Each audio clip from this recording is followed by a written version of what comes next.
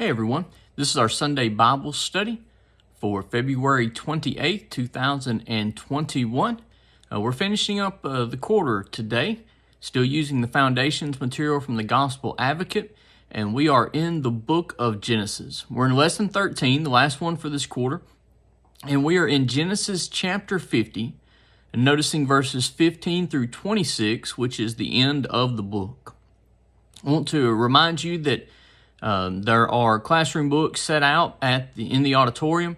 They will be on the pews in front of you or behind you, and we'll have them spread out so that you can pick those up without having to touch other books that people have handled.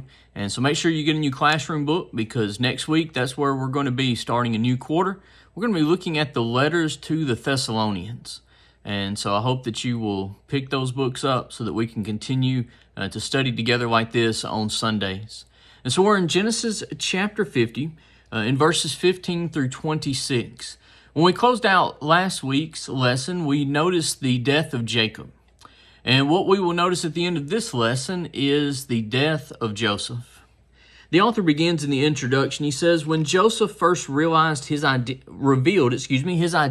to his brothers, he sought to allay their concerns about whether he would retaliate against them for what they had done to him. He said, I am Joseph, your brother, whom you sold into Egypt. But now do not therefore be grieved or angry with yourselves because you sold me here. For God sent me here to preserve life.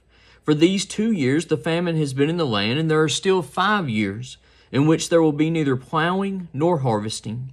And God sent me before you to preserve a posterity for you in the earth, and to save your lives by a great deliverance. Genesis 45, verses 4 through 7. As far as Joseph was concerned, God was the one who had sent him to Egypt. Despite the fact that his brothers had sold him to the Midianite traders, and of course they then ended up selling him to Potiphar, and then he was accused of rape by Potiphar's wife, which he did not do. He was thrown into the jail. He interpreted the dreams of the baker and the cupbearer. He was forgotten by the cupbearer, and then finally finds his way to interpreting some dreams for Pharaoh, of course, through the power of God. And through those interpretations, he ends up becoming second in command in the land of Pharaoh, in the land of Egypt. And so Joseph said, God was the one who made all that happen. God used what was done by his brothers to bring about a positive outcome. The brothers intended to do him harm, but things turned out differently than they expected. Joseph was placed in a position to save his family. He was thankful, not angry. Whether the brothers believed Joseph harbored no ill will toward them, they knew he longed to see their father Jacob. Besides asking about Jacob's well-being, Joseph instructed his brothers to hurry and bring Jacob to Egypt.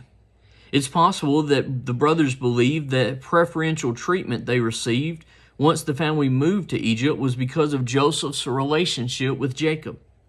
Pharaoh certainly showed great respect when he spoke to Jacob, and Jacob developed a special bond with Joseph and Joseph's sons. Thus, when Jacob died, the brothers expressed fear about what Joseph might do to them. They said, perhaps Joseph will hate us and may actually repay us for all the evil which we did to him. Thankfully, Joseph did not harbor ill will toward his brothers. He was not merely treating them with kindness for the sake of Jacob. Instead, Joseph forgave them. Their suggestions to the contrary caused Joseph to weep. Nevertheless, he reminded them of the truth he previously declared. But as for you, you meant evil against me, but God meant it for good, in order to bring it about as it is this day, to save many people alive. Now therefore do not be afraid. I will provide for you and your little ones. Throughout the book of Genesis, we see this over and over again. While God would not condone what the brothers had done in selling Joseph into slavery, that doesn't mean that God couldn't take those actions and bring about good. God would, if they hadn't have sold Joseph into slavery, God still would have behind the scenes worked it out so that they were taken care of. you go back and you look, as we've studied through the book of Genesis now for 2 quarters, over and over again, we see God taking events that weren't good and using them, though, to bring about good. God is the one that is in control. The brothers seem to struggle, the author says, with the concept of forgiveness. Joseph did not. He was willing to forgive those who had done him wrong, and he was willing to credit God with his success. Ross provided the summary of the scene. The sovereign plan of God, designed to save many people alive, in some way incorporated the evil of the brothers and used it as a means of bringing about the good. On the basis of his confidence in the ways of the Lord, Joseph was able to confront his brothers and relieve their fears. That brings us now to our lesson text. Once again, we're in Genesis chapter 50, verses 15 through the end of the book, verse 26. In verse 15, when Joseph's brothers saw that their father was dead, they said, "Perhaps Joseph will hate us and may actually repay us for all the evil which we did to him." The author says Hamilton wrote, "Their suspicion is that Joseph will loathe them." The Joseph narrative started with the brothers hating him. At the end of the narrative, the tables are turned and they think Joseph will hate them. Their hatred for Joseph is real, but Joseph's hatred for them is only imaginary. In fact, Joseph gave them no reason to think he intended to seek revenge. Quite the opposite was true. He treated them favorably and made provisions for their families. You know, the brothers here, on one hand, yes, they should have thought to themselves that, Joseph has actually forgiven us, since that's what he said. But we see a little bit of human nature. They begin to think, well, maybe the reason Joseph did all this and was nice towards us was because of his love and care for Jacob. And since we're Jacob's sons also, that's why he did these things. And now that Jacob's gone, he's going to turn around now and really get us for the things that we did to him. Of course, that wasn't the heart of Joseph. While they have not known about Joseph's life as he's gone along, we've been privy to that as we've read through the book. And we know that type of attitude, those types of actions, that's nowhere near in keeping with the character that we've learned is possessed by Joseph. In verse 2, so they sent messengers to Joseph, saying, "Before your father died, he commanded, saying, Thus you shall say to Joseph, I beg you, please forgive the trespass of your brothers and their sin. For they did evil to you. Now please forgive the trespass of the servants of the God of your father." The author of the book says if Jacob spoke the words reported to Joseph, the text does not reveal it. It is possible they fabricated the statement. Gresham believes so and wrote, although Joseph's brothers earnestly desired his forgiveness on this occasion, it is doubtful that Jacob had really spoken this message to them. It's interesting the way that they go about trying to handle this. They realize the importance of Jacob in the life of Joseph. And so they're going to use that to try to secure their being safeguarded from any repercussions from Joseph. And I'm with Gresham and other authors who believe they completely fabricated this statement. Jacob never made this statement. It's not recorded that he made the statement. I don't believe that he made this statement. I believe Jacob understood something that the brothers did not, and that was that Joseph had truly forgiven them and had truly put all of that behind him. But we see the brothers are fearful, and so they use that love of Jacob and say, hey, your father said and told us to tell you after he died that, hey, don't hold any of this stuff against them, forgive them. At the end of verse 17, we read, "And Joseph wept when they spoke to him." The author writes, concerning his reaction, Kissling observed, Joseph sees through the transparent fiction of some message from his father for him after his death. He sees also the inability of his brothers to trust that he has in fact forgiven them. The fact that they would lie in such a transparent attempt to elicit mercy because they could not bring themselves to believe that Joseph had forgiven them, saddens Joseph deeply, even to the point of weeping. In a family so fractured by favoritism, forgiveness, the acceptance of forgiveness, and the trust necessary to believe forgiveness is possible are hard to obtain. With so many things that had taken place and so much water under the bridge, that's what Kissling said, forgiveness, the ability to accept forgiveness, and the trust that's needed to believe that forgiveness is even possible, those things are hard to obtain. This family has been through a lot, and so it's not as easy. We look at the brothers and say they should have known Joseph forgave them, but it's not as easy as that.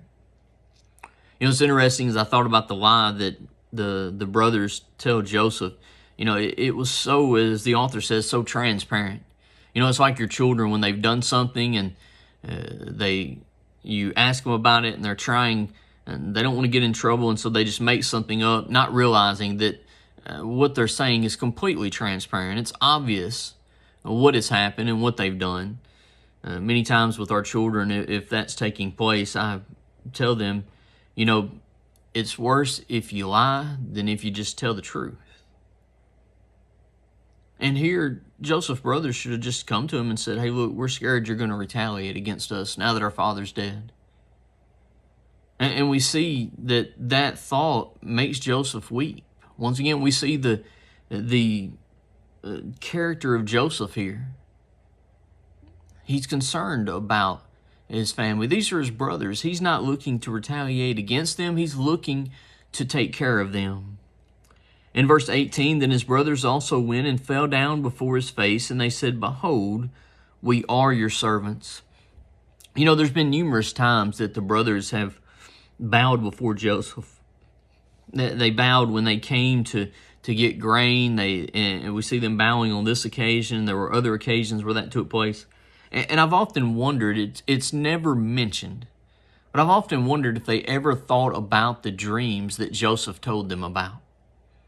The dreams where, in the dreams, the sheaves, the different things that represented them bowed down to him. The text doesn't reveal that, but I've often wondered if they ever thought about it and realized, those dreams were true. Those dreams that he told us that caused us to hate him even more, those dreams were from God. And those dreams were accurate. We move into a second section now with verses 19 through 21, where Joseph seeks now to assure them. We've seen it in verses 15 through 18, the fear that the brothers have, and so now Joseph seeks to assure them and to alleviate that fear. On page 142, the author says in just a sentence here, rather than allowing his brothers to persist in fear, Joseph addressed their concerns. And this is further proof of the forgiveness that Joseph has granted. Because, it would have been easy for Joseph to say, you know what? They sold me into slavery. I dealt with a lot through the years. I can at least let them stew for a day or two, wondering what's going to happen to them. I can let them live in that fear of what's coming. Joseph didn't do that. Joseph immediately sought to ease their fears and to assure them that he loved them, that he cared for him. Joseph said to them, do not be afraid, for am I in the place of God? Joseph says, this is not my place. I'm not in the place of God. It's not my job to judge you for what you've done. It's not my job to seek revenge. It's not my job to do those things. If vengeance is to be met out upon you, well, then that's going to be God's doing. Joseph said, it's not going to be mine. I'm not in the place of God. That's not my role. Verse 20, but as for you, you meant evil against me, but God meant it for good, in order to bring it about as it is this day, to save many people alive. I was just thinking about, as I was reading that, I've had friends in ministry who maybe have gone somewhere and just had a really bad experience, dealt with some people who, although they wear the name Christian, were very un-Christ-like in their dealings with the preacher and his family, and just a really rough situation. And they leave that situation, and it just so happens that in leaving that situation, they find their way to a great situation. And it made me think of this statement by Joseph. You know, those people there might have meant it for evil, but God used it for good. It doesn't mean that it's okay for us to act in that way. Don't misunderstand what I'm saying. But God can take the evil situations and He can use them to bring about good. That's the power of the God that we serve. The author says Joseph did not hold a grudge for the way they treated him years earlier. Instead, he looked at what had transpired and realized the hand of God at work. Curavello observed Joseph's response to his brothers captures in a nutshell not only the theology of the Joseph narrative, but that of the book of Genesis as well. The good-evil polarity and God's working out good from evil began with the events of creation and those in the Garden of Eden. Man is not in the place of God. Rather, he must acquiesce to the divine will, trusting that God knows what He is about. I think about with Joseph here, thinking about Jacob, and God had from the womb told Isaac and Rebekah that the younger or the older was going to serve the younger. That was God's plan. Of course, we see the birthright being sold and then the blessing being stolen, but they could have not done either one of those, and God still would have worked it out. Now, God in those situations used the wrongs that they did and still brought about His purpose, but they could have not done those wrongs. God still would have brought about His purpose in another way. As the author says here, we need to place our trust that God knows what He is about. God has His plan set, and that's what's going to take place. Joseph certainly trusted God, he says, and believed God placed him in the position he occupied to bring about good. Consequently, he did not hate or blame his brothers. In verse 21, now therefore do not be afraid. I will provide for you and your little ones. And he comforted them and spoke kindly to them. God obviously intended to protect Joseph's family, and Joseph promised to do his part. Longman wrote, Joseph was not exonerating his brother's wrongdoing, but he also was aware of God's overruling their evil actions and using them for good. Thus Joseph not only refrains from vengeance, but he also provides for his brothers and their children. Indeed, Joseph goes out of his way to comfort his brothers. What a wonderful example for us to consider. And so Joseph does everything that he can to assure his brothers that they're forgiven and that they will be taken care of. That brings us to the last section, verses 22 through 26, in which we see Joseph's death. So Joseph dwelt in Egypt, he and his father's household, and Joseph lived 110 years. The author says if Joseph was close to 40 years old when his family came to Egypt, he would have been in his mid-50s when Jacob died. Thus, the last 50-plus years of his life are reported without incident. The only detail given in the text involves Joseph's family. Verse 23, Joseph saw Ephraim's children to the third generation. The children of Machir, the son of Manasseh, were also brought up on Joseph's knees. And so Joseph lives out the rest of his life, a life that was marked with turmoil for the first 30 years, ends as a life of peace, a life of being, he was separated from family, and now a life of being with his family.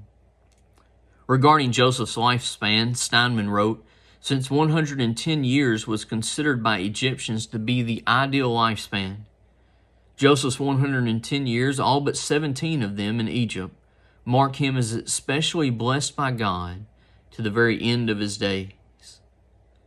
And so Joseph lives out a beautiful life. The author says before his death, Joseph expressed confidence in God's willingness to deliver his people from Egypt and take them back to Canaan. Verse 24, and Joseph said to his brethren, I am dying, but God will surely visit you and bring you out of this land to the land of which he swore to Abraham, to Isaac, and to Jacob. Then Joseph took an oath from the children of Israel, saying, God will surely visit you, and you shall carry up my bones from here. I want you to notice this is something, it's going to be 400 plus years before this takes place. But as far as Joseph was concerned, God said it, so it was going to happen. That's the faith that Joseph had in the God of heaven. Verse 26, last verse in the book. So Joseph died being 110 years old, and they embalmed him, and he was put in a coffin in Egypt. The author of the book says, according to Hebrews 11:22, Joseph acted by faith when he gave these instructions. After his death, Joseph was embalmed and put in a coffin. Nevertheless, he was taken from Egypt to Canaan. Wood wrote, Joseph's last request was honored by the Israelites. His body was embalmed in Egypt and his remains carried out in the Exodus and buried in Shechem. The book of Genesis thus closes with the death of its last chief character, who expresses before death strong trust in God's plans for the people of Israel. Joseph ended his life in the way that he had lived it, having a strong faith in the God of heaven. That brings us to two applications that the author gives us that we want to notice as we close out. Number one, he says Joseph's brothers feared their relationship might turn sour after the death of Jacob. This fear stemmed from their lack of trust in the forgiveness that Joseph extended to them. This was not because Joseph failed to reveal his feelings.